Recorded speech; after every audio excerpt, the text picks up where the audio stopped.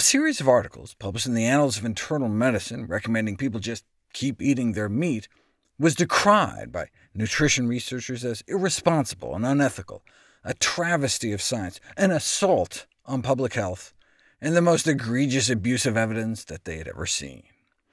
There were calls for retraction even before it was published from eminent public health leaders, from a former U.S. Surgeon General, former president of the American College of Cardiology, and the directors of preventive medicine and nutrition institutes from Harvard, Yale, Tufts, and Stanford. In my last video, I explained the how, the method by which they manipulated the science, but never really got to the why. I mean, the lead author's similar attempt to discredit the sugar guidelines was explicitly paid for by an industry front group funded by the likes of Coca-Cola, Dr. Pepper, Mars, candy bars, and Pepsi.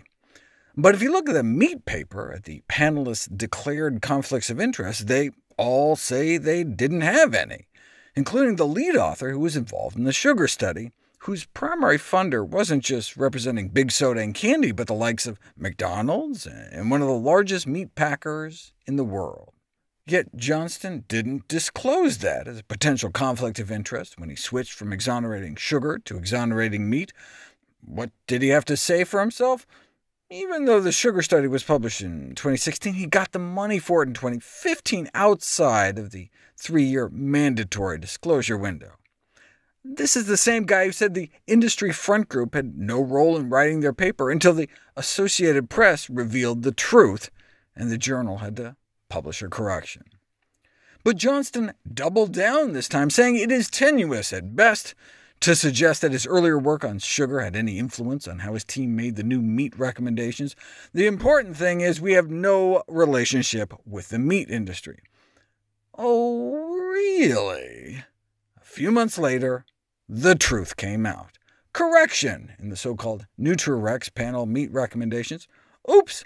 Bradley Johnston failed to indicate he had gotten a grant from Texas A&M AgriLife, which gets millions of dollars a year from the meat industry, to do things like run beef boot camp, or espouse the health benefits of beef brisket, or promote the celebration of National Bacon Day.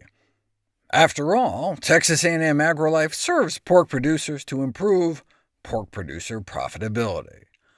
This is the group that not only gave Dr. No Relationship with the Meat Industry Johnston a direct grant for over $75,000, but they officially joined the whole Nutri-Rex consortium to provide, as Dr. Johnston explained, generous support to impact nutrition-related decision-making and policy in North America and beyond.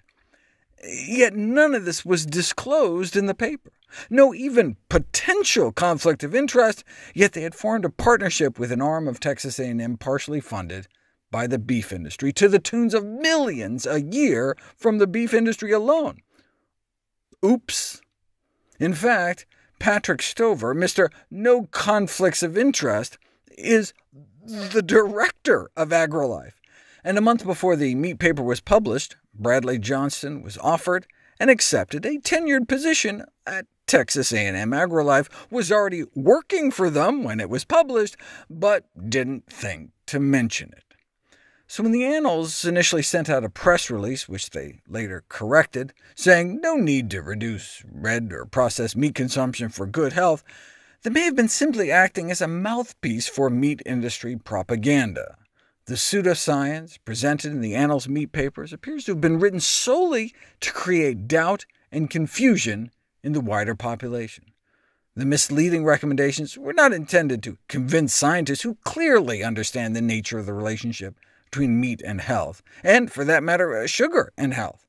The pseudoscience is presented solely to create doubt and confusion in the wider population. Frankly, industry will do what it needs to do to push as much of its product into the world as it can, and so will do what it needs to do to obfuscate the relationship between its products and human and planetary health. They've done it with tobacco, fossil fuels, Monsanto's Roundup, sugar, and now meat.